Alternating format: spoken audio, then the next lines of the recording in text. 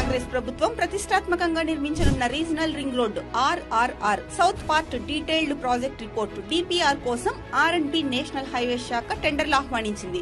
November 25వ తేదీ నుంచి Telangana website నుంచి టెండర్లను డౌన్లోడ్ చేసుకోవాలని నోటిఫికేషన్ లో పేర్కొంది. దీనికి డిసెంబర్ 16 వరకు గడువు విధించింది. ప్రాజెక్టు కన్సల్టెంట్ ఎంపికకు ప్రభుత్వం పలు అర్హతలను ఖరారు చేసింది. సుమారు 500 కిలోమీటర్ల హైవేలకు DPR రెడీ చేసిన అనుభవంతో పాటు వేల కోట్ల రూపాయలలో రోడ్లు నిర్మించిన అనుభవం ఉండాలని తెలిపింది. బిడ్లు దాఖలు చేసిన తర్వాత ప్రీ బిడ్డింగ్ మీటింగ్ నిర్వహించనున్నారు. అనంతరం ప్రభుత్వం ఖరారు చేసిన అర్హతలు ఉన్నాయో లేదో పరిశీలిస్తామని అధికారులు తెలిపారు.